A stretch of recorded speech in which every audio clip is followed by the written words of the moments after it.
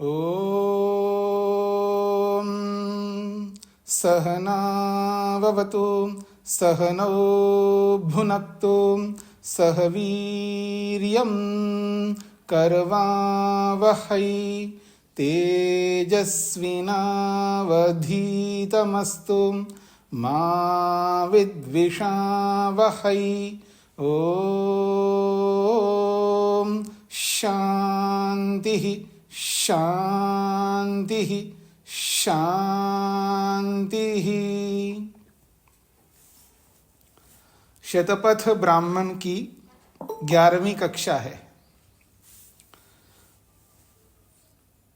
प्रथम कांड के प्रथम अध्याय के 3 ब्राह्मण हमने किए हैं। चौथा ब्राह्मण प्रारंभ हो रहा है। पिछले ब्राह्मण में यह स्पष्ट किया गया था कि हवि की शुद्धि और पात्रों की शुद्धि होनी चाहिए। जब कोई क्रिया कर्म करते हैं, श्रेष्ठ कर्म करते हैं, हर प्रकार से वह कर्म संपन्न हो सके, निर्विघ्नता से पूर्ण हो सके, उसके लिए शुद्धि को ध्यान में रख करके पिछले ब्राह्मण में बताया गया है। अब आगे बढ़ते हैं। इस चौथे ब्राह्मण में प्रारंभ किया जा रहा है अथ कृष्णाजिनम आदत्ते।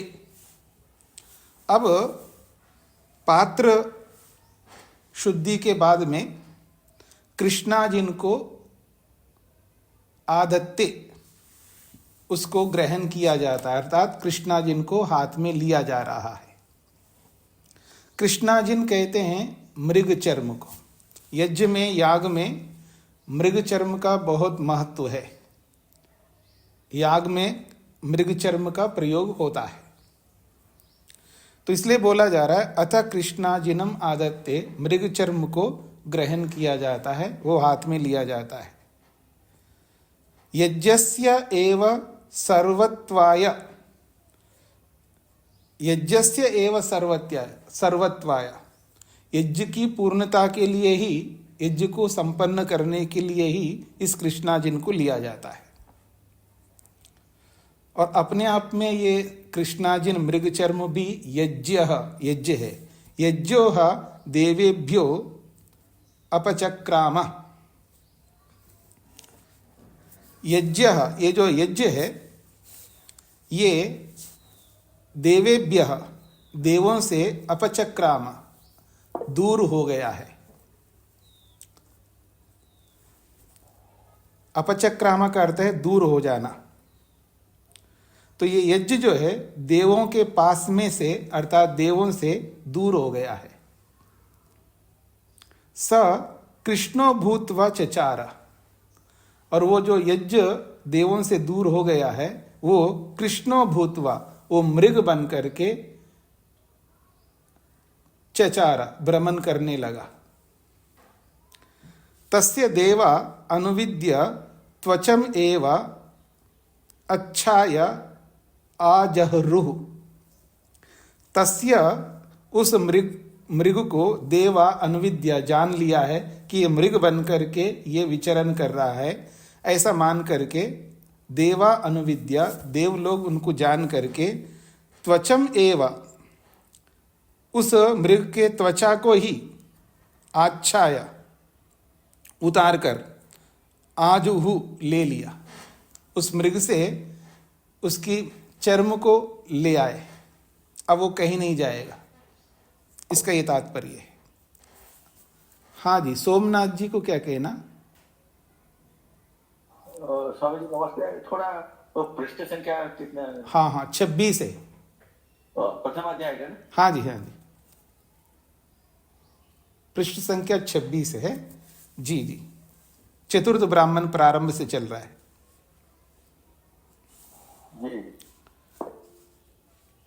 शत्रुंजय जी।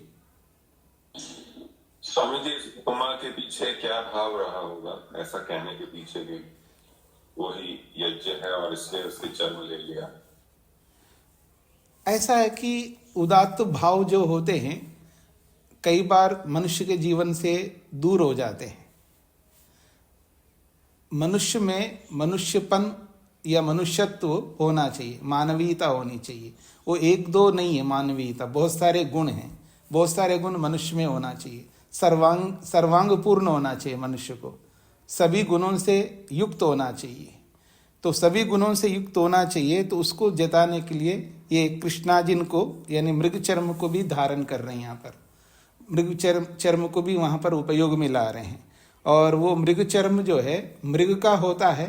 अब उसके साथ ये उपमा देकर के बोलना चाहते हैं कि कुछ अच्छा गुण जो है जब व्यक्ति से दूर हो जाते हैं तो देवों को पता लगा मुझ में से ये अच्छे गुण दूर हो रहे हैं, उसको वापस लाना है। वापस लाना है तो कम से कम नाम मात्र से तो लाऊं वापस। जैसे बड़ा गुण जो होता है उसको एकदम नहीं कर पाता है व्यक्ति, तो एकदम नहीं करने के कारण से उसका एक, जिसको क्या बोलते हैं आप, नाम मात्र का भी कर लेना तो वही लाभकारी होता है। उस दृष्टिकोण से ये अगर लेंगे तो संगति बैठ जाएगी। कुछ कामों को व्यक्ति नहीं जानता फिर भी करने लगता है नाम मात्र, ताकि वो गुण उसके अंदर बना रहे। स्वामी दयानंद सरस्वती जी ने वेद पढ़ने के संदर्भ में ऋग्वेद आदि भाष्य भूमिका में कहते हैं, यदि अर्थ नहीं भी आता है तो भी पढ़े। अब मेरे को जब अर्थ ही नहीं पता है तो मैं पढ़ूं कैसे, क्या करूंगा पढ़ करके, कुछ समझ में तो आएगा नहीं। जब समझ में नहीं आएगा तो पढ़ने का क्या अर्थ है। इससे तो अच्छा है कि पढ़ूं ही नहीं। तो कहते हैं नहीं पढ़ो। तो वो पढ़ता है, उस पढ़ते समय कम से कम वो दोषों से रहित रहेगा, गलत भावों से रहित रहेगा। अगर वो नहीं पढ़ेगा तो उसके मन में पता नहीं, खाली मन शैतान कहते हैं ना, तो कुछ ना कुछ अनिष्ट ही कर पाएगा। तो अनिष्टों से बचने के लिए उस क्रिया को करने के लिए कहा है वेद पढ़ो। और कोई अर्थ जान करके पढ़े तो और अच्छा आदमी होगा। तो वहां पर उन्होंने लिखा श्रेष्ठ, श्रेष्ठतर और श्रेष्ठतम। अर्थ नहीं जानता कोई बात नहीं, फिर भी पढ़ो तो ऐसा पढ़ने से वो श्रेष्ठ हो जाएगा। श्रेष्ठता इस संदर्भ में है कि वो दोषों से मुक्त रहेगा, यही उसकी श्रेष्ठता है। और अर्थ को जान करके पढ़ता है तो और अधिक श्रेष्ठ होगा। और अर्थ को भी जानता है और उस अर्थ को क्रियान्वित करता है तो वो श्रेष्ठतम बन जाएगा। तो जब सारा ही जा रहा हो तो जितना बचा सके वो बचा सके। तो इस भाव से नाम मात्र का ही ले लिया जाए, इस भाव को लेकर के चर्म को लेकर के उन्होंने उपयोग करना स्वीकार किया। ये इसका तात्पर्य लेना। नहीं स्वामी, तो इसमें ऐसा लिया जाए कि यज्ञ किसी भी रूप में हो, उसका उपयोग, उसको अपने निकट रखना, उसका पालन करना, इस भाव से। हाँ, ऐसा भी आप ले सकते हैं, क्योंकि यज्ञ करना मुख्य है। तो यज्ञ करना मुख्य है तो यज्ञ के लिए जो जो उसके संसाधन, उपयोगी वस्तुएं, उन सबको लेना है। वो नहीं है तो किसी और को लेके करना है। एक ऐसा भी प्रसंग आएगा इसी में कि अगर आप यज्ञ के जो मुख्य हवि नहीं है तो क्या करें, तो दूसरे को हवि बना लो। वो भी नहीं है तो और किसी को बना लो। वो नहीं है तो और किसी को बनाओ। कुछ नहीं है तो आत्मा को ही हवि बना लो। ये भी एक प्रसंग आएगा। तो यज्ञ करना आवश्यक है जी। तो इस प्रथम खंड में ये बात कही है कि यज्ञ में कृष्णाजिन को ग्रहण किया जा रहा है। कृष्णाजिन को बिछाना है। वास्तव में वहाँ यज्ञ वेदी में उस मृग चर्म को बिछाया जाता है। तो उसको बिछाने के लिए उस मृग चर्म को हाथ में लिया है और उसी को लेकर के यहाँ पर बोला जाए है कृष्णाजिनम आदत्ते, मृग चर्म को ग्रहण किया जाता है। यज्ञस्य एव सर्वत्वाय, यज्ञ को संपूर्ण बनाने के लिए उसको ग्रहण किया जा रहा है। यज्ञ, और वो मृगचर्म जो है वास्तव में वो भी यज्ञ है। और यही यज्ञ रूपी मृगचर्म जो है, या यज्ञ जो है एक प्रकार से मृग है, ऐसा कह सकते हो। देवेभ्य अपचक्राम, वो देवों से दूर हो गया। स कृष्णो भूत्वा चचार, और वो मृग बन करके, वो यज्ञ जो है मृग बन करके, नहीं हाँ, मृग बन करके चचार, इधर उधर घूमने लगा, यज्ञ से दूर होकर के विचरण करने लगा। तस्य देव अनुविद्या, और उस मृग को देव लोगों ने अनुविद्या पहचान लिया है। ये यज्ञ है वास्तव में। यज्ञ जो है मृग बन करके घूम रहा है, ऐसा उन्होंने अनुविद्या पहचाना। त्वचम एवं अवच्छाया, उसका खाली उतार करके आजू ले लिया उन्होंने। ताकि जितना बचा सकते बचा लिया, इसका ये तात्पर्य। अब उस मृग चर्म के बारे में अगले खंड में बोला जा रहा है, तस्य यानि शुक्लानि च कृष्णानि च लोमानि तानि ऋचाम च सामनाम च रूपम। तस्य उस मृग चर्म के, यानि शुक्लानि जो सफेद रोम है उसके, सफेद जो बाल है, क्योंकि मृग चर्म के ऊपर जो बाल बने रहते हैं उन बालों को लेकर के बोला जा रहा है, तस्य उस मृग चर्म के, यानि शुक्लानि जो सफेद सफेद रंग के जो भी रोम हैं वो, और कृष्णानि च और जो काले रंग के लोम हैं, रोम हैं, तानि ऋचाम च सामनाम च रूपम, वो ऋग्वेद के और सामवेद के प्रतीक है। वो जो लोम हैं वो ऋचाओं के और सामों के प्रतीक है। यानि शुक्लानि तानि सामनाम रूपम यानि कृष्णानि तानि ऋचाम, और जो शुक्ल रूप है वो मानो सामवेद के, सामगान के या साम का प्रतीक है। यानि कृष्णानि तानि ऋचाम, और जो कृष्ण लोम है वो ऋचाओं के प्रतिरूप है, ऐसा बोला जा रहा है। यदि वह इतरथा, यदि वह इतरथा, यदि इनको उल्टा करके भी आप देखना चाहे देख सकते। यानि एव कृष्णानि तानि सामना रूपम, और जो काले रंग के रोम हैं वो साम के स्वरूप हैं। यानि शुक्लानि, और जो सफेद रोम हैं वो ऋचाम, वो ऋग्वेद के ऋचाओं का स्वरूप है। यानि एव बभ्रूनि इव हरीनि तानि, और जो बभ्रू कलर के अर्थात भूरे रंग के, जो भूरे रंग के और साथ में हरा हरा भी है, हरा भी और भूरा रंग भी है, तानि ऐसे जो रोम हैं वो यजुषाम रूपम, वो यजुर्वेद के रूप है, ऐसा यहाँ पर बोला गया है। तो अब ये एक प्रतीकात्मक है, क्योंकि 3 प्रकार के रोम हैं, तो वहाँ इस कृष्णाजिन को वेद के साथ जोड़ा जा रहा है, वेद के साथ एकीकरण किया जा रहा है, यानी इसमें त्रयी विद्या का प्रयोग किया जाएगा, 3 विद्याओं का प्रयोग किया जाएगा। ये अलंकार दिया है यहाँ पर, उसी को लेकर के आगे बताया जाएगा। नीलम जी को क्या कहना है? स्वामी जी नमस्ते। मैं ये जो आपने वो बोला ना काले रंग का, उसका नहीं लिख पाई, वो क्या होता है काले रंग के लोगों को। हाँ, यहाँ पर ये बोला है कि काले रंग के जो रोम हैं, दोनों प्रकार से बोला है कि सफ़ेद और काले रंग के जो रोम हैं वो मानो ऋग्वेद और सामवेद के समान हैं। ये बोलने के बाद कहा है जो सफ़ेद रंग के रोम हैं वो साम के रूप है, और जो काले रंग के रोम हैं वो ऋग्वेद के स्वरूप है। एक अर्थ किया है। अब इसको उल्टा करके ये भी बताया है, जो काले रंग के रोम है उसको सामवेद के मान लो, और जो सफ़ेद रंग के रोम है उसको ऋग्वेद मान लो। उल्टा करके भी देख सकते हो, ये बात कही है। धन्यवाद स्वामी जी। हाँ जी, आगे बढ़ते हैं, इसी बात को और स्पष्ट कर रहे हैं। सा एषा त्रयी विद्या यज्ञः, वो जो मृगचर्म रूपी यज्ञ है वो त्रयी विद्या, वो 3 विद्याओं से युक्त है। सा एषा त्रयी विद्या, यहाँ इस याग में 3 विद्याओं का, 3 वेदों का प्रयोग होता है। वेद 3 होते हैं ना, वेद 3 होते हैं, मतलब वेद संहिताएं 3 होते हैं, ऐसा नहीं है।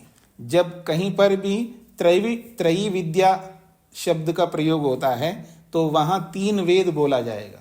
3 वेद का मतलब है संगीता के रूप में 3 है, ऐसा नहीं बोला जा रहा है। संगीता तो 4 ही है, लेकिन विद्या 3 प्रकार की है, इसलिए त्रयी विद्या बोलते हैं। ज्ञान के रूप में, कर्म के रूप में और भक्ति उपासना के रूप में, तो 3 ही प्रकार की विद्या है। चारों वेदों में 3 ही प्रकार की विद्या है, इसलिए त्रयी विद्या बोलते हैं। ऐसे ही त्रयी वेदा, 3 वेद है, ऐसा बोला जाता है। तो सा एषा त्रयी विद्या, ये 3 प्रकार की विद्या हैं यहाँ पर। वो तीनों विद्याएं जो है यज्ञ, वो यज्ञ है यहाँ पर। तस्या एतशिल्पम एषः वर्णः, तस्या उस विद्या का एतत् शिल्पम, ये प्रतिरूप है, एषा वर्णा, ये जो वर्ण बताए गए हैं, ये जो 3 प्रकार के वर्ण बताए हैं, ये उस विद्या का प्रतिरूप है। उस विद्या के बदले में यहाँ वर्ण को प्रस्तुत किया है। वर्ण बराबर विद्या है यहाँ पर। तस्या एतत् शिल्पम, उसका ये शिल्प, शिल्प का मतलब है प्रतिरूप है यहाँ पर। तस्या एष शिल्पम, वो ये उनका प्रतिरूप है, अर्थात उसके चिन्ह है, ऐसा आप कह सकते हैं।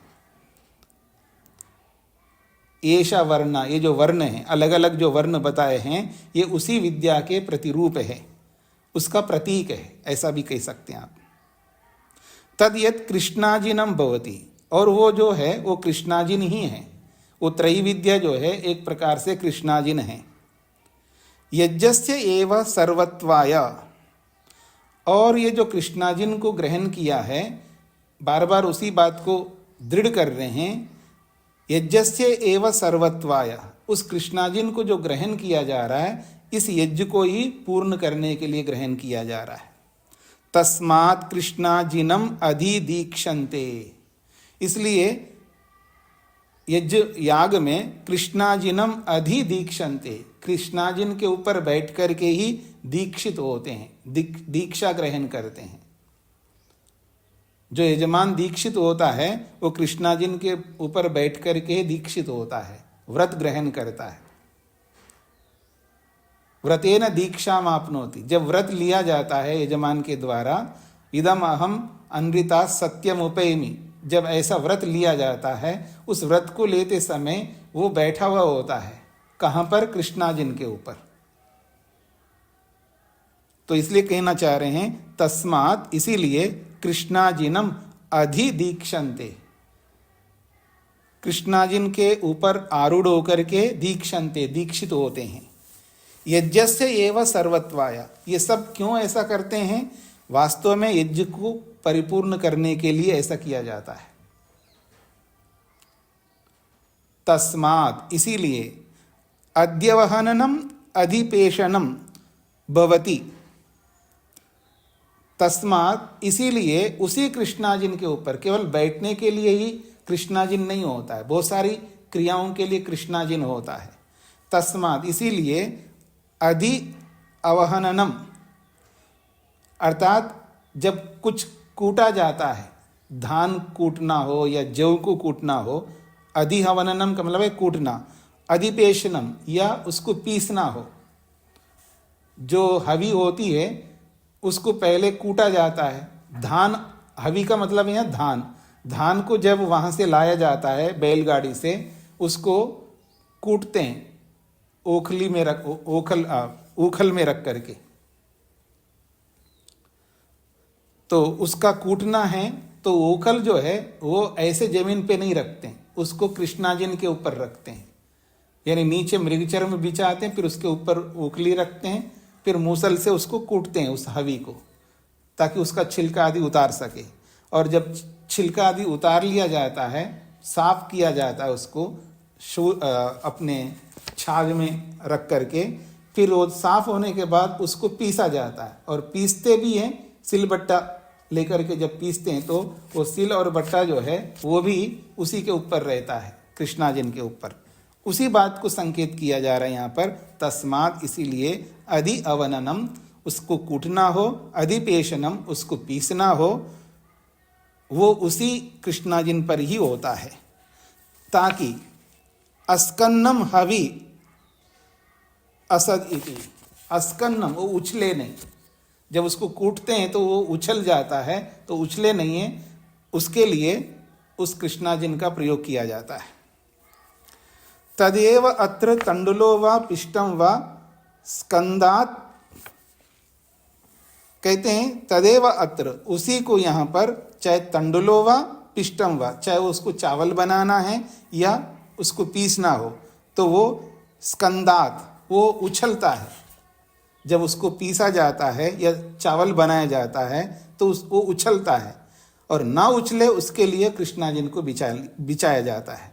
तद यज्ञे यज्ञा प्रतिष्ठाद इति, तद यज्ञे यज्ञा प्रतिष्ठाद, वो यज्ञ में यज्ञ को ही प्रतिष्ठित कर रहे हैं, क्योंकि हवि भी यज्ञ है और कृष्णाजिन भी यज्ञ है, तो एक यज्ञ में दूसरे यज्ञ को प्रतिष्ठापित कर रहे हैं, ये इसका तात्पर्य है। तस्मात् अद्यवहनम अधिपेशनम भवति, इसलिए उस कृष्णाजिन के ऊपर ही कूटना और पीसना होता है, ये इसका तात्पर्य है। कुसुम जी को क्या कहना है? स्वामी जी नमस्ते जी। इस मृग चर्म को जो जब मृग मर जाता है जी तब उतारते हैं। हाँ जी, उतारते, तभी तो मृग चर्म मिलता है जी। तो एक पशु की स्किन को ले लेते हैं, इस तरह से ले लेते हैं, तभी तो यहाँ पर बोला जा रहा है। अगर नहीं लेंगे तो कैसे बोलेंगे? इसको आपको परेशानी क्या आ रही है वो पहले परेशानी बताइएगा। पशु के चर्म है ना, इस वजह से। हाँ, मतलब आपको परेशानी है कि मृग चर्म यानी पशु का है, उसको कैसे लेना चाहिए, उसको नहीं लेना चाहिए, ये तो हिंसा है आदि, आपके मन में इस तरह की बातें आ रही होंगी, यही है ना? जी जी जी। वो तो आजकल व्यापक हो गया है, क्योंकि आजकल लोग जो है जो भी चमड़ी लाते हैं वो मार करके लाते हैं। मरे हुए का लाना तो बहुत मुश्किल है, क्योंकि आबादी बहुत अधिक बढ़ गई है और चीज़ों की आवश्यकता ज़्यादा है और उधर चीज़ें मिल नहीं रही है, तो क्या करते हैं, मार करके लाने शुरू कर दिया। इसलिए आज हम लोग ज़्यादा संवेदनशील हो गए कि चमड़े का प्रयोग नहीं करना चाहिए, तब से ये प्रचलन हुआ है। तो प्राचीन काल में मृग चर्म का प्रयोग करते थे, क्योंकि वहाँ मार करके नहीं लाते थे ना, वो जो मरे हुए होते उनसे लेते थे, इसलिए उसमें कोई पाप नहीं होता है जी। स्पष्ट हो गया जी? पाप और पुण्य, एक बात ये भी समझना है सभी को, पाप पुण्य का जो निर्धारण हम लोग करते हैं वो कैसे करते हैं, मतलब किसको पाप कहना चाहिए, किसको पुण्य कहना चाहिए। मेरे को लगता है ऐसा करना ये गलत है, ये पाप है, किसी को लगता है कि ऐसा करना कोई गलत नहीं है। जैसे मान लीजिएगा कोई कहता है जी शाकाहार करना चाहिए, मांसाहार करना मेरे को गलत लगता है, एक बोलता है, दूसरा बोलता है नहीं मेरे को तो गलत लगता है मांसाहार करना। मांसाहारी बोलता है तो आप जो शाकाहार कर रहे हो वो गलत लगता है मेरे को, क्योंकि उसमें भी प्राण होता है, आप भी मानते हो, उसमें भी जीव होता है, उसको भी काटते हो, उसको भी तोड़ते हो, उसको भी समाप्त करते हो, उसमें भी तो जीव होता है। आप कहेंगे हाँ होता है, तो जब आप जीव को काट करके खाते हो तो आप पुण्य करते हो, और मैं जीव को काट करके खाता हूं तो मैं पाप करता हूं, ये कौन सा न्याय है?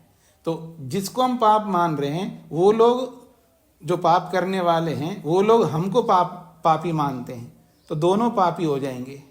अब सिद्ध कैसे हो जाएगा, मतलब कौन गलत कर रहा है कौन सही कर रहा है, इसका निर्धारण ना आप कर सकते हैं ना मैं कर सकता हूं, कोई नहीं कर सकता। कोई भी मनुष्य पाप पुण्य का निर्धारण नहीं कर सकता, फिर कौन करेगा? जिसने मनुष्य को बनाया वही करेगा ना। तो बंद करते हो, सुना है ना कराटे आ रहे हैं आपको? कराटे आ रहे मेरे। हाँ जी, माइक को बंद करके रखिएगा जी।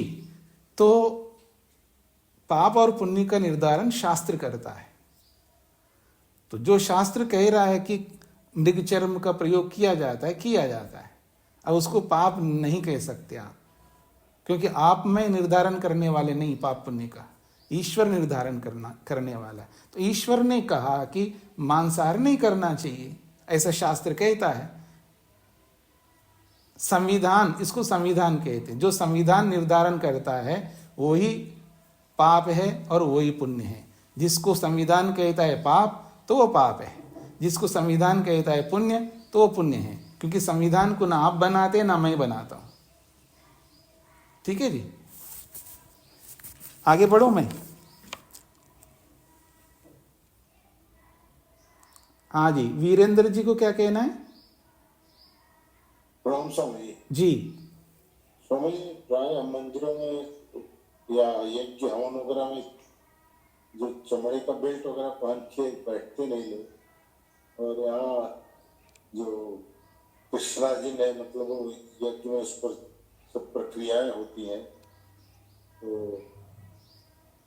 एक पौराणिक संत ने बताया था, ऐसा कहाँ तक सही है आप बताइए, कि ये प्रायः वैदिक काल मतलब जब ये जो हिरण वगैरह बहुत खेती का नुकसान करते थे, तो उन्होंने मारा इसको, तो कृतज्ञता के लिए उसके जो चमड़े को है यज्ञ में प्रवेश किया हुआ। ये सच है क्या? नहीं, अभी मैंने बोला है ना, आपने पकड़ा नहीं है। मैंने क्या बोला है, जो शास्त्र बताता है ना वो यथार्थ होता है, सत्य होता है। अब अगर किसी ने आपको बोला है तो वो जो बोला है वो शास्त्र से बोला है या अपनी ओर से बोला है।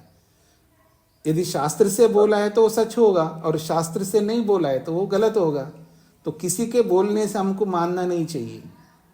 यदि किसी के बोलने से मानना है, उसके द्वारा बोला हुआ शास्त्र सम्मत है, अर्थात शास्त्र उसको स्वीकार करता है, तो उसकी बात सही होगी। तो उसने जो भी बोला है वो अपने मन गढ़ंत बोला है, अपनी कल्पना से बोला है। ऐसा कहीं शास्त्र में तो आया नहीं है। अभी आप शोध सूत्र में बैठे हैं ना, तो कहीं ऐसा शोध सूत्र में आया कि ऐसा इस तरह इसी कारण से इस मृग चर्म को प्रयोग किया जाता है, ऐसा कहीं लिखा हुआ पढ़ा है आपने? तो फिर प्रश्न आप कैसे कर सकते हैं ऐसा? जी, सदानंद जी को क्या कहना है? स्वामी जी नमस्ते जी। एक पंक्ति पढ़ी थी, मखे कृष्णा जिनम ग्राह्यम तद अखंडम विशिष्यते। जी, तो यह अखंड अर्थात संपूर्ण चर्म तो तभी होगा जब स्वयं मृत मृग होगा, ऐसा मुझे प्रतीत हो रहा है। हाँ जी, मृगचर्म का मतलब थोड़ा, मृगचर्म तो पूरा होता है ना, मुख सहित होता है। अभी बताएंगे उसी मृगचर्म को लेकर के, अगले खंडों में बताएंगे। तो मृगचर्म होता क्या है, वो परिपूर्ण होता है, पूरा होता है। जी, शत्रुंजय जी को कुछ कहना है? जी स्वामी जी, वो तो उनके पास कोई उत्तर बचा नहीं, तो समझाने के लिए उस पुराने विद्वान ने बोल दिया होगा भक्तों को समझाने के लिए कि क्या है। जी जी। अभी और ऐसा अक्सर करते हैं, जब कोई उत्तर नहीं होता है तो कुछ तो बोलना होता है, तो कैसे संतोषते हैं। जी जी। तो इस तरह की कथाएं की जाती। अभी जो मुख्य बात जो मैं कहना चाह रहा हूँ कि बाइबल में एक चर्चा है, और वो बाइबल आपको पता ही है, कृष्ण जीसस क्राइस्ट का समय आया था, उससे पहले ज्यूज होते थे जी जी, यहूदी लोग, है ना। तो उसमें चर्चाएं अक्सर आती हैं, यहूदियों के ऊपर बाइबल में आरोप लगाते हैं कि यहूदी लोग ऐसा कहते हैं कि इस पशु को नहीं खाना चाहिए, उस पशु को नहीं खाना चाहिए।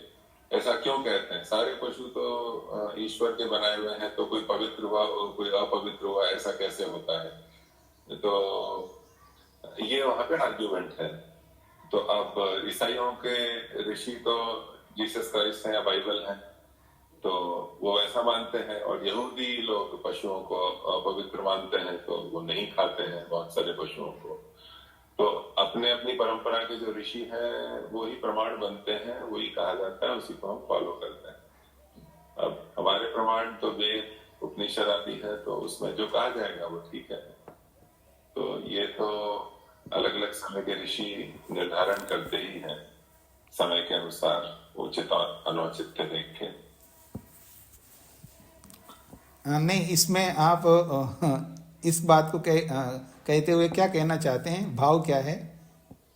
कि ईसाइयों के ऋषि उन्होंने जीसस क्राइस्ट को मान रखा है, उन्होंने वो जो कहते हैं सारे ईसाई देश उसको सत्य मानते हैं, उसके अनुसार चलते हैं, उसको पाप नहीं मानते।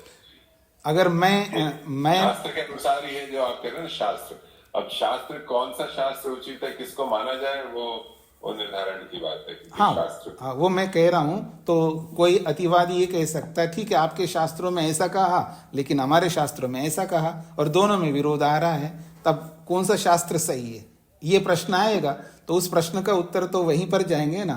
तो मेरे शास्त्र आपके शास्त्र से पहले कोई शास्त्र हुआ क्या? जो हमारा शास्त्र है ये आदि सृष्टि से है, इससे पहले कोई शास्त्र था ही नहीं है। अगर आपका शास्त्र 2000 साल का है, 3000 साल का है, या किसी का 5000 साल का है, किसी का 10,000 साल का है, तो सबसे पुराना शास्त्र तो हमारा है।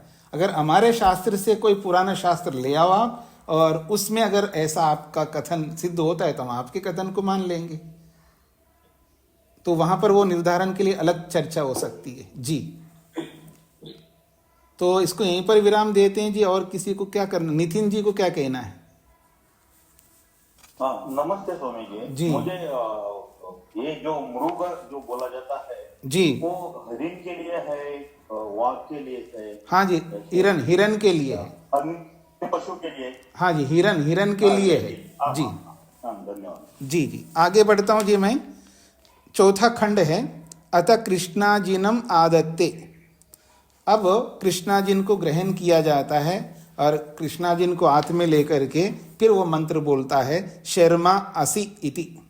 ये मंत्र है, यजुर्वेद का मंत्र है, पहले अध्याय का 14वां मंत्र है, शर्मा असि। पूरा मंत्र है, शर्मासी अवधूतम रक्षो अवधूतो अरातया, एक बड़ा मंत्र है, उसका एक पद है शर्मा असि, यानी वो मंत्र पूर्वक उस कृष्णाजिन को ग्रहण कर रहा है। तुम शर्मा असि, तुम शर्म हो। चर्म व एतत् कृष्णस्य, वैसे शर्मा का अर्थ होता है कल्याणकारी। तुम तो कल्याणकारी हो, हम ऐसे ग्रहण नहीं कर रहे हैं, तुम तो कल्याण करने वाले हो। चर्म व एतत् कृष्णस्य, ये जो कृष्णाजिन है इसको चर्म कहते हैं। तो एतत् कृष्णस्य तद अस्य तन मानुषम, कृष्णाजिन को कोई चर्म बोले तो चर्म है, तो इसको चर्म है यानी ये चमड़ा है, ऐसा अगर कोई बोलता है तो तद मानुषम, ये मनुष्य लोग ऐसा बोला करते हैं। जो मनुष्य हैं वो लोग इसको चर्म बोलते हैं।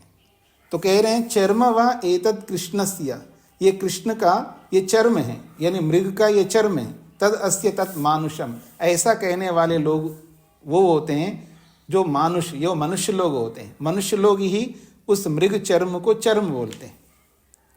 शर्म व या शर्म देवत्रा, देवलोग क्या बोलते हैं, उसको चर्म नहीं बोलते, उसको कहते हैं वो शर्मा, वो कल्याण करने वाला, वो चर्म शब्द का प्रयोग नहीं करते। मनुष्य लोग तो उसको चर्म के रूप में बोलते हैं, लेकिन देव लोग उसको शर्म बोलते हैं। शर्मा, शर्मा का अर्थ होता है कल्याण करने वाला। इसलिए कृष्णाजिन के लिए बोला है मंत्र, शर्मा असि, तुम तो कल्याण करने वाले हो, उन्नति करने वाले हो। तस्माद आह शर्मा असि इति, इसीलिए वेद कहता है तुम शर्म हो। तद अवधूनोति, तद अवधुनोति, उस मृग चर्म को व्यक्ति अवधुनोति, झाड़ता है। जब उसको बिछाना होता है, बिछाने से पहले उसको झाड़ता है, अर्थात उसको झटकाता है, तो इसको अवधुनोति कहा है। तद अवधुनोति, उसको झाड़ता है। अवधूतम रक्षा अवधूता अरातयः, जब उसको झाड़ता है तो उस समय बोलता है वो मंत्र अध्वर्यो, अवधूतम रक्षो अवधूता अरातया, ये मंत्र का अगला पद है।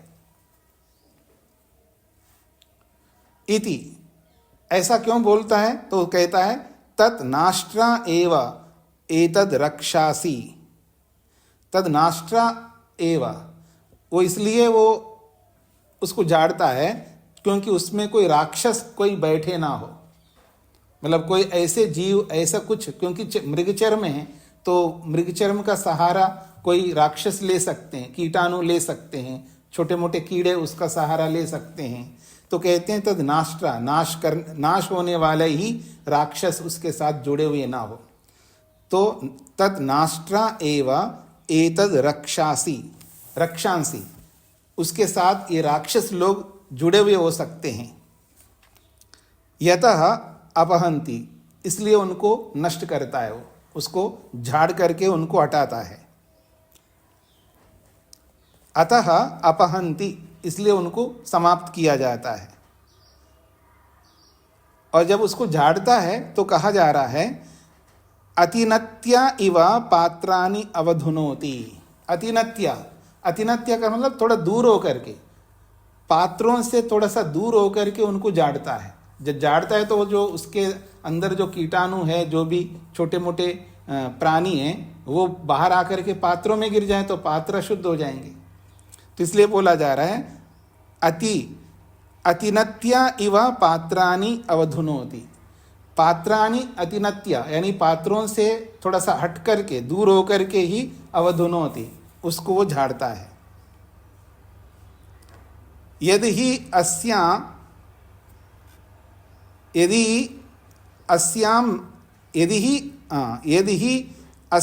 अमेध्यम अभूत तद ही अस्यैतद् अवधुनोति। यद ही अस्य अमेध्यम अभूत तद ही अस्यै तद अवधुनोति। यद अस्य अमेध्यम अभूत, क्योंकि ये जो मृगचर्म जो है अमेध्य हो गया, अर्थात इसके साथ राक्षस लोग यदि है, अशुद्ध हो गया है, तो उसी राक्षसपन को, उसी मलिनता को तद अवधुनोति, वो हटाता है। क्योंकि ये मृगचर्म अशुद्ध हो गया है, उस अशुद्धि को हटाने के लिए ही उसको झाड़ता है, ये इसका तात्पर्य है। क्योंकि कोई भी वस्तु देर तक कहीं रखी जाती है तो अशुद्ध तो होती है, मलिनता तो आती है, उसमें जीवाणु कीटाणु तो उसके साथ आ ही जाते हैं, तो उसको वो झाड़ता है, ये इसका तात्पर्य है। हाँ जी, शत्रुंजय जी। स्वामी जी, एक बार मैं जोश में नैसर्गिक पदार्थों का, बालों इत्यादि से बना हुआ कालीन ले आया था जी, और उसको घर में बिछा दिया। तो मैंने सोचा सिंथेटिक कारपेट क्यों लाना, नेचुरल जो है। तो और उसको इतनी सफाई की अपेक्षा थी, वो वैसे रखो तो उसमें दुर्गंध आने लगती थी जी।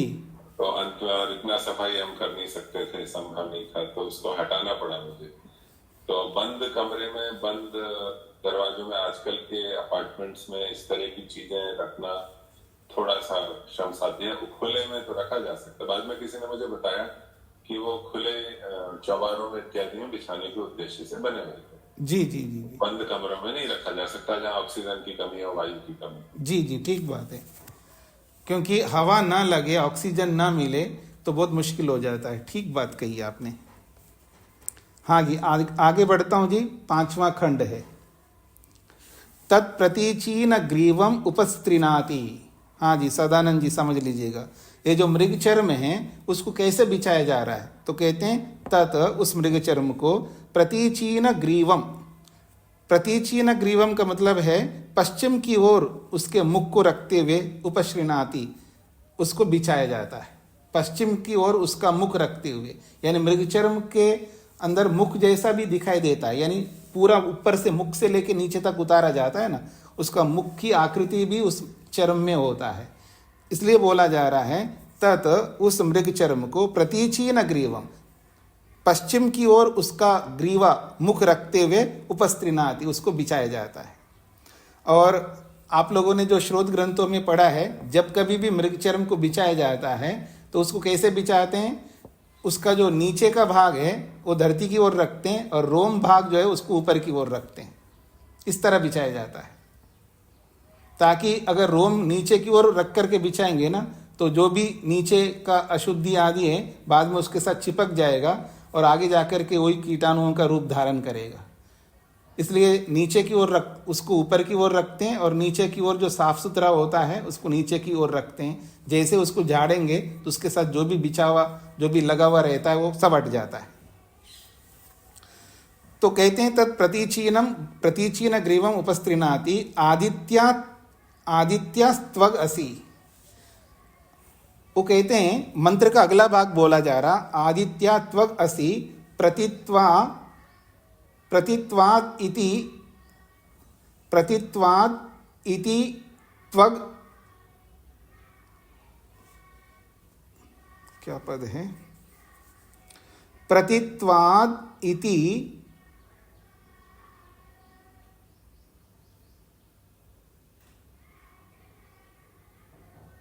मूल पूरा मंत्र है।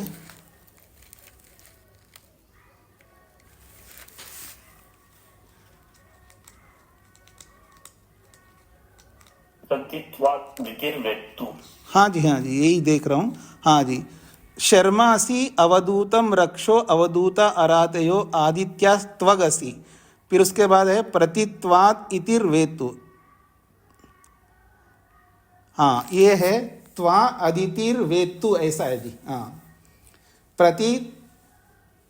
त्वा अदिति ही वेत्तु, ऐसा है ये।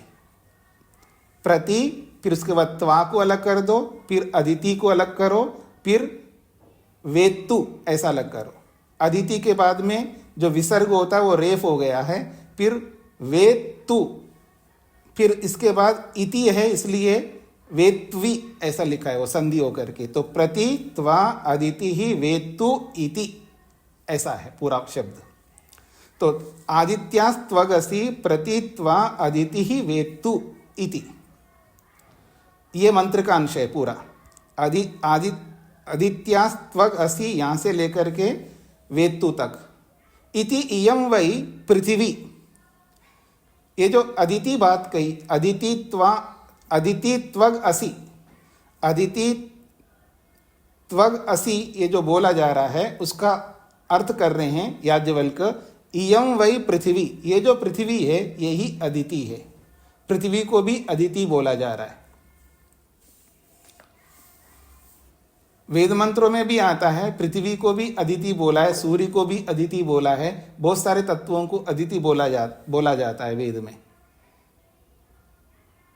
जो दीर्घकालीन रहने वाले पदार्थ होते हैं ना, जो दीर्घ काल तक, बहुत लंबे काल तक रहते हैं, उसको अविनाशी के रूप में बोलते हैं, अर्थात न समाप्त होने वाला। क्योंकि सृष्टि जब तक रहेगी तब तक ये सब रहेंगे। जो दिखाई देने वाली धरती है, पृथ्वी और सूर्य, चंद्र, इन सबको अदिति शब्द से बोला गया है, जो समाप्त ना होने वाले। तो कह रहे हैं इयं वै पृथ्वी अदिति, ये जो पृथ्वी है यही इसी को अदिति बोला है। तस्यै अस्यै त्वग यद इदम, तस्यै, तस्य लिखा है ना, संधि विच्छेद करेंगे तो तस्यै अस्यै त्वग यदीदम। यदीदम, ये जो मृगचर्म है, तस्यै अस्यै, उसी पृथ्वी का ही त्वचा है, उसी पृथ्वी का ही ये त्वचा है। ये जो मृगचर्म है ये मानो पृथ्वी का ही त्वचा है, पृथ्वी का ऊपरी भाग है, इसका ये तात्पर्य है। अस्याम अधि किंच तस्मात् आह आदित्या, तस्मात् आह आदित्यास्त्वग असीति। तो कह रहे हैं अस्याम अधि किंच, जो कुछ भी अस्याम इसी पृथ्वी पर, अधि किंच, किंच जो कुछ भी इस धरती पर है वो मानो त्वचा के रूप में है, और धरती के ऊपर जो कुछ भी है वो मानो पृथ्वी की त्वचा के रूप में है। क्योंकि पृथ्वी के ऊपरी भाग में जो कोई वस्तु है वो मानो पृथ्वी की त्वचा है। तस्मात् आह, इसलिए कहा है अदिति त्वग असि, वो अदिति का ही त्वचा है, अर्थात पृथ्वी की ही त्वचा है, ऐसा मंत्र ने कहा है। फिर कहा है प्रति त्वा अदितिर वेत्तु इति, प्रति त्वा अदितिर वेत्तु इति, इसको बोला है। इसका क्या अर्थ है? प्रति त्वा अदितिर वेत्तु, इसका अर्थ कर रहे हैं प्रति ही स्वः संजानीते, प्रति ही स्वः संजानीते, अपने ही अपने को समझते हैं, अपने ही अपने को समझते हैं, अपने को पराये नहीं समझ सकते। तो इसका यह अभिप्राय है जो ये मृगचर्म है वो पृथ्वी की ही त्वचा है, पृथ्वी के साथ ही उसका संबंध है। तो जब पृथ्वी के ऊपर मृगचर्म को बिछाया गया है तो पृथ्वी उसके साथ जुड़ी हुई रहती है, तो उसके अनुकूल रहती है, यानी पृथ्वी के अनुकूल मृगचर्म, मृगचर्म के अनुकूल पृथ्वी, ये इसका तात्पर्य है। तो कहते हैं प्रति ही स्व संजानीते, वो अपने को ही अपना समझने वाले होते हैं। अदितिर वेत्तु कहा ना जी, यहाँ पर प्रति त्वा अदितिर वेत्तु, त्वा तुझ मृगचर्म को, अदिति ही ये जो पृथ्वी है, वेत्तु वो जानती है, उस मृगचर्म को पृथ्वी ही जानती है। इसलिए कहा जा रहा है प्रति ही स्व संजानीते, वो अपने को ही अपना समझता है, अर्थात अपने आप यानी मृगचर्म भी पृथ्वी का चर्म है, पृथ्वी के ऊपर ही विराजमान है। जो पृथ्वी के ऊपर जो भी विराजमान है वो पृथ्वी ही जानती है। ये एक अलंकारिक रूप से बोला जा रहा है। तो प्रति ही स्व संजानीते, वो अपने को ही जानती है पृथ्वी, यानी अपना ही भाग है, अपना ही स्वरूप है, ऐसा वो पृथ्वी जानती है। तत्संज्ञानम एव तत्कृष्णाजिनाय च वदति। तत्संज्ञान में, उसको जानने के लिए ही कृष्णाजिनाय, कृष्णाजिन के लिए ही संज्ञानम, समझ सके इसलिए वदति, ये ऋचा, ये मंत्र बोलता है। नेद अन्यो अन्यम इनसाते इति, नेद अन्यो अन्यम इनसाते, ताकि ये एक दूसरे को दुख ना दे सके, एक दूसरे का विरोध ना कर सके। इति अभिनिहितम एव सव्येन पाणिना भवति, ये अलग वाक्य है। तो यहाँ पर बोला जा रहा है, तो ये जो मृगचर्म पृथ्वी के ऊपर बिछाया गया है, ये मृगचर्म नहीं है, ये पृथ्वी का ही त्वचा है, पृथ्वी का ही भाग है। और इसलिए मृगचर्म को वहाँ बिछाया जाता है तो पृथ्वी अपने आप को ही जान रही है, अपनी त्वचा को ही जान रही है, क्योंकि ये भी त्वचा है। और धरती के ऊपर जो भी वस्तु रहती है वो वस्तुएं सब पृथ्वी के एक प्रकार से त्वचा समान है। तो पृथ्वी के त्वचा समान है, तो उस त्वचा को जब पृथ्वी पर बिछाया गया है तो पृथ्वी यही जान रही है ये मेरी त्वचा है, जो मेरे से संयुक्त है वो मेरी त्वचा है, ये इसका तात्पर्य है। और जब अपनी त्वचा को कौन दुख देना चाहेगा? अपनी त्वचा है तो अपनी त्वचा को कोई दुख देना नहीं चाहेगा, तो अपने ही अपने को समझते हैं, यानी ये मेरा है इसलिए मैं इसको समझता हूँ, ये मेरी त्वचा है इसलिए मैं अपनी त्वचा को समझता हूँ, इसलिए मैं इस त्वचा को दुख नहीं दे सकता, ये इसका तात्पर्य है। यहां तक होने के बाद आगे कहा है अभिनिहितम एव सव्येन पाणिना भवति, अपने बाएं हाथ से उस मृगचर्म पर, अपना बाएं हाथ को उस मृगचर्म पर रखा रहता है, यानी अध्वर्यु जो है अपना बाएं हाथ उस मृगचर्म के ऊपर टिका के रखता है, वहां से हटाता नहीं, ये इसका तात्पर्य है।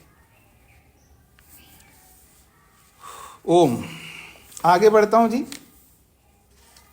तो मृगचर्म एक प्रकार से बिछा दिया है, यहां तक पहुंचा दिया, यज्ञ में मृगचर्म को बिछाने का कार्य पूरा हो गया।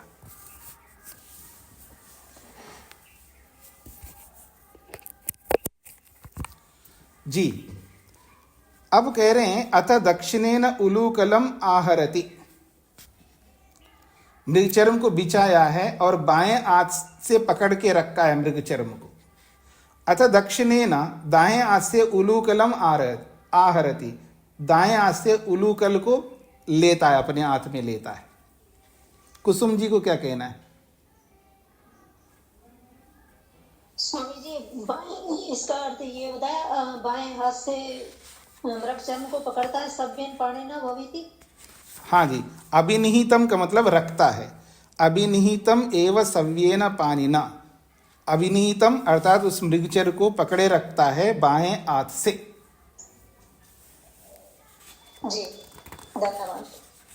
अथा उसके बाद में दक्षिणेन उलूकलम आहरति, और दाएं हाथ से उलूकल को लेता है। नेद इहा पुरा नाष्ट्रा रक्षांसी आविशानि इति ब्राह्मणो ही रक्षसाम अपहंता तस्मात् अभिनीतम एव सव्येन पाणिना भवति। कहते हैं नेद इहा पुरा नाष्ट्रा रक्षांसी, कहते हैं नेद नहीं, नेद का मतलब ना इत नहीं, बिल्कुल नहीं, क्या यहाँ पूरा पहले नाष्ट्रा रक्षांसी, यानी इस मृगचर्म में कोई राक्षस नहीं है। जिस मृगचर्म को बिछाया गया है इसको झाड़ करके ही बिछाया गया, उसमें जो भी दोष हैं उनको हटा करके ही बिछाया गया है। उसी बात को यहाँ पर स्पष्ट किया जा रहा है। नेद इह, इस मृगचर्म में पुरा नाष्ट्रा रक्षांसी, अगर इस मृगचर्म को बिछाने से पहले इसके अंदर जो राक्षस लोग होते हैं, यानी अशुद्धियां होती है, उन अशुद्धियों को यहाँ पर उन्होंने विराजमान नहीं रखा है ब्राह्मणों ने। रक्षांसी आविशानी, उस मृगचर्म में राक्षस लोग घेर करके रहते हैं। नेद नहीं तो पूरा इस त्वचा को, इस मृगचर्म को बिछाने से पहले रक्षांसी आविशानी, इस मृगचर्म में राक्षस प्रवृत्ति के जो अशुद्धियां हैं वो उसमें प्रविष्ट किए हुए होते हैं, और उस राक्षसों को ब्राह्मण लोग राक्षसाम अपहंता, उन राक्षसों को मारने वाले होते हैं, अर्थात ब्राह्मण ही राक्षसों को मारते हैं। तस्मात् अभिनीतम एव सव्येन पाणिना, इसलिए अपने बाएं हाथ से उस मृगचर्म पर हाथ रख करके रखा है ब्राह्मण ने, यानी वो शुद्ध त्वचा है, अब उसमें कोई राक्षस रूपी अशुद्धि नहीं है, और इस अशुद्धि को मारने वाले ब्राह्मण ही होते हैं, इसका ये तात्पर्य है। राक्षसों को मारने वाले ब्राह्मण होते हैं, तो फिर क्षत्रिय लोग किस लिए होते हैं? क्षत्रिय लोग भी तो राक्षसों को मारते हैं, क्षत्रियों का ही मुख्य कार्य है राक्षसों को मारना है, लेकिन यहाँ पर बोला ब्राह्मणों ही राक्षसाम अपहंता, ब्राह्मण ही राक्षसों को मारने वाले होते हैं। तो यहाँ बाहर के राक्षसों को मारा नहीं जा रहा है, यहाँ आंतरिक राक्षसों को मारा जा रहा है। ये तो उपलक्षण है कि कृष्णार्जुन को झाड़ करके रख दिया तो राक्षस भाग गए, तो ये तो एक उपलक्षण, एक प्रतीक मात्र है। वास्तव में राक्षसों को भगाने वाले ब्राह्मण ही होते हैं, तो आंतरिक राक्षसों को भगाने वाले होते हैं, ऐसा तात्पर्य लेना चाहिए। ठीक है जी, नहीं तो ये संगति नहीं बैठेगी, क्योंकि राक्षसों को मारने वाले तो क्षत्रिय होते हैं, उन्हीं का धर्म होता है। तो यहाँ बाहर के राक्षसों को मारने वाले नहीं है, ये आंतरिक राक्षसों को मारने वाले, उसके लिए प्रतीक के रूप में उस कृष्णार्जुन को झाड़ रहे हैं, ताकि उसके अंदर जो भी दूषित कण हैं या जो भी जीवाणु है वो दूर हो सके। ये प्रतीक के रूप में लिया जा रहा है। वास्तव में राक्षसों को भगाना है तो आंतरिक राक्षसों को भगाना है, क्योंकि ब्राह्मण ही राक्षसों को भगाने वाले होते हैं। इसका मतलब आंतरिक राक्षस बहुत होते हैं, उनको भगाए बिना बाहर के राक्षस भाग नहीं सकते, ये इसका तात्पर्य लेना चाहिए। हाँ जी शत्रुंजय जी। स्वामी जी, कृष्णार्जुन को क्या मन के प्रतीक के रूप में माना गया? हाँ जी, त्रयी विद्या बोला है ना इनको, त्रयी विद्या है तो ये तीनों विद्या उनका प्रतिनिधि है। कृष्णार्जुन त्रयी विद्या का प्रतिनिधि है, इसलिए उसमें 3 प्रकार के रोमों को लेकर के 3 विद्याओं को प्रस्तुत किया है। तो ये सब मानसिक का मन का ही प्रतीक मान लेना चाहिए। जी जी। अथ उलूकलम निदधाति, अथा उसके बाद में, क्योंकि हर प्रकार से कृष्णार्जुन को बिछा के उसको राक्षसों से रहित कर दिया है, अतः उलूकलम निदधाति, अब उसके ऊपर उलूकल को स्थापित किया जाता है। और जब वो स्थापित किया जा रहा है तब मंत्र का अगला वाक्य बोला जा रहा है, अद्रि असि वानस्पत्यो ग्रावा असि पृथु बुध्नः इति। तो उलूकल को स्थापित करते हुए मंत्र का उस वाक्य को बोला जा रहा है, अद्रि असि, तुम अद्रि हो, वानस्पत्यः, तुम तो वनस्पति संबंधी हो, ग्रावा असि, तुम तो पत्थर हो। कैसा पत्थर हो? पृथु बुध्नः, तुम बड़ा पत्थर हो, ऐसा बोला जा रहा है। तो ये मंत्र का वचन है, अद्रि असि वानस्पत्यो ग्रावासि पृथु बुध्ना इति। अब इसी की व्याख्या करेंगे। वा तद यथैव अधः सोमं राजानं ग्रावभि अभिशुन्वन्ति, तद यथा एव अधः सोमं राजानं ग्रावभि अभिशुन्वन्ति, तद यथा एव, जैसे ही अधः सोमं राजानं, अधः ये सर्वनाम है, अधः शब्द का अधः बनता है, तो अधः सोमम राजानम, ये जो सोम रूपी राजा है, सोमलता है, इस सोमलता रूपी राजा को, क्योंकि सोम को राजा भी बोला जाता है, तो उसका विशेषण है राजानम, जो है ये सोम का विशेषण है, अर्थात सामान्य सोम नहीं है, ये राजा है। तो ये जो सोम राजा रूपी सोमलता है, इसको अधः सोमम राजानम, इस सोम राजा को ग्रावा भी, ये जो पत्थर है उस पत्थर से अभिशुन्वंती, उस पत्थर से पीसते हैं, उसका सोमरस निकालते हैं। एवं एव एतद उलूखल मुसलाभ्याम दृशद उपलाभ्याम अविर्यज्यम अविशुनोति। कहते हैं एतद एवं एव, इसी प्रकार से एतद, इस उलूकल मुसलाभ्याम, या तो उलूकल और मुसल, इसके माध्यम से सोमरस निकालते हैं, या दृशद उपलाभ्याम, अथवा जो सिल और बट्टे के माध्यम से उस सोमरस को निकाला जाता है।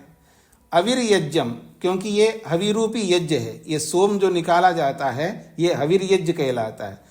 ऐसे इस अविर यज्ञम, इस हविर यज्ञ को, ये हवि के रूप में जो सोमरस को निकाला जाता है, उस हवि रूपी यज्ञ को अभिशुनौति, उसको निचोड़ता है, अर्थात उसको निकालता है, अध्वर्यो।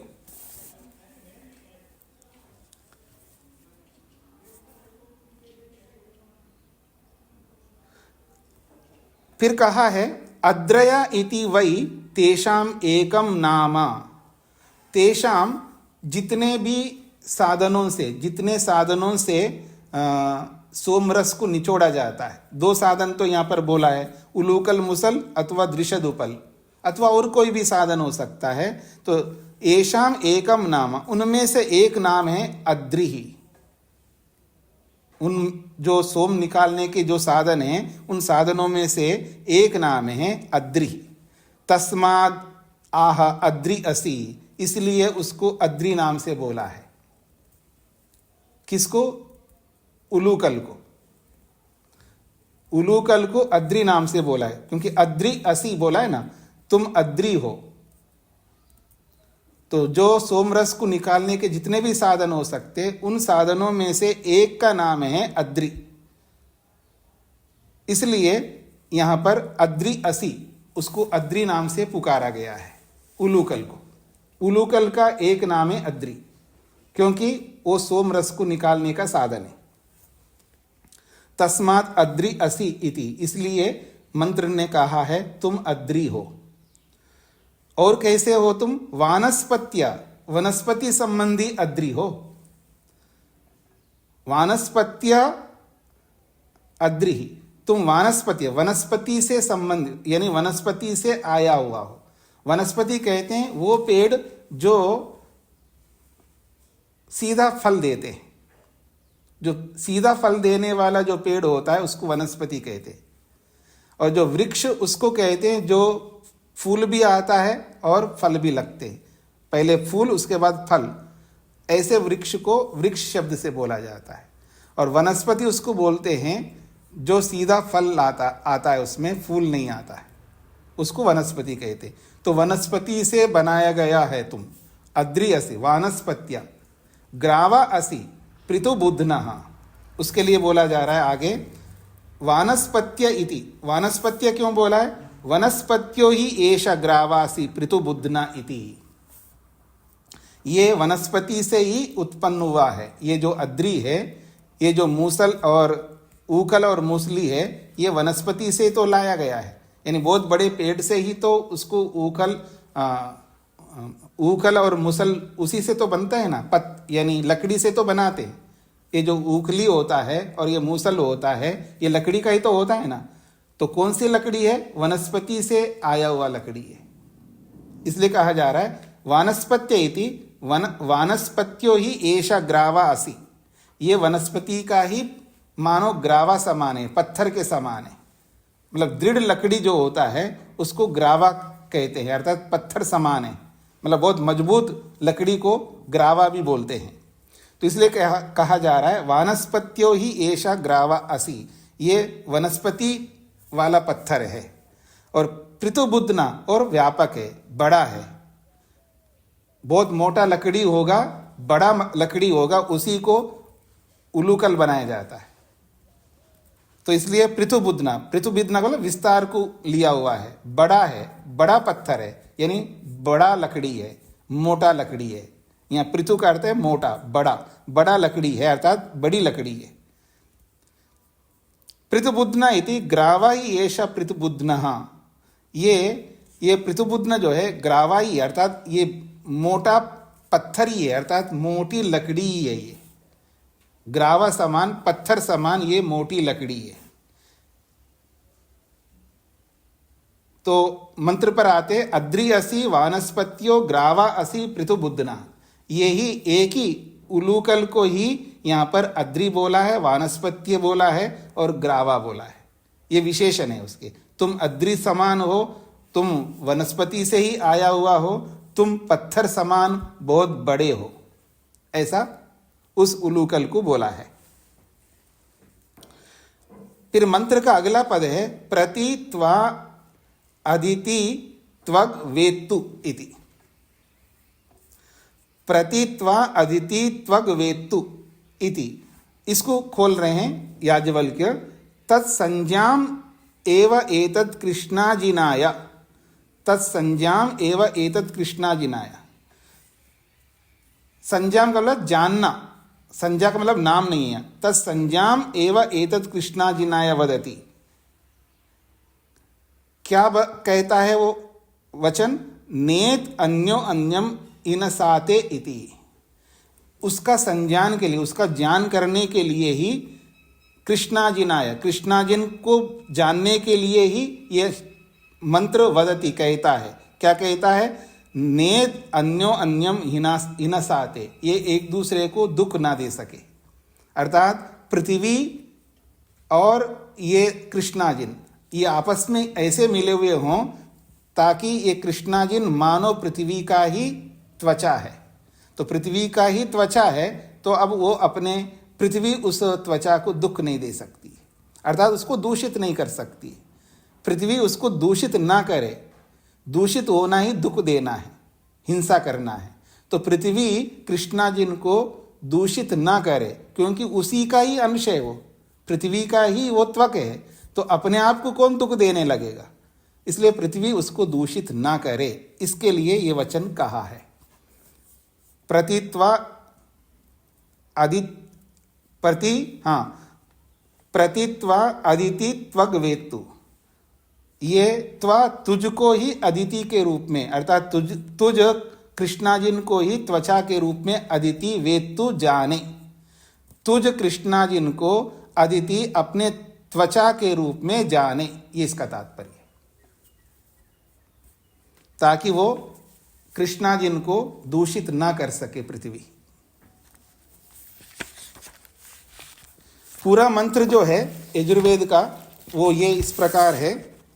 शर्मा असि अवधूतम रक्षो अवधूता अरातयो आदित्या त्वग असि प्रति त्वा अदितिर्वेत्तु अद्रि असि ही वानस्पत्यः ग्रावा असि पृथुबुद्धनः प्रति त्वा आदित्या त्वग वेत्तु, ऐसा पूरा मंत्र है।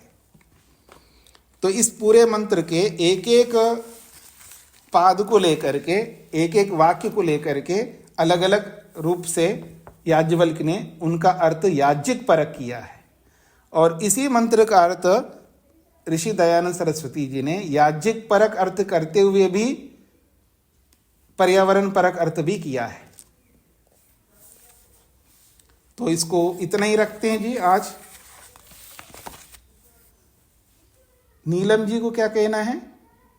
स्वामी जी नमस्ते। आपने शायद मैंने गलत सुना हो, आपने जो बोला है मैंने ये सुन पाई हूँ कि पृथ्वी तृष्णा जिसको दूषित ना कर सके, ये समझ नहीं आया क्या मतलब पूरा। ऐसा है कि जब पृथ्वी के ऊपर मृगचर्म को बिछाया जाता है ना, पृथ्वी के साथ वो जुड़ करके उसमें अशुद्धि ना आ सके, उसको अशुद्ध ना कर सके, दूषित ना कर सके, मतलब उसको अशुद्ध ना कर सके, अर्थात वो शुद्ध बनाए रखे। वो अपनी त्वचा को, अपने ही त्वचा को हम लोग संभाल के रखते हैं ना, ऐसे ही मानो वो कृष्णाजिन नहीं है, वो पृथ्वी का ही त्वचा है, इसलिए उसको संभाल के रखे, उसको गंदा ना करे, ये इसका तात्पर्य है। कुसुम जी को क्या कहना है? स्वामी जी ये यजुर्वेद की कौन सी अध्याय का है? ये जी यजुर्वेद के पहला अध्याय का 14वां मंत्र है। जी धन्यवाद। जी जी। ओम शांति शांति शांति ही। सभी को नमस्ते जी।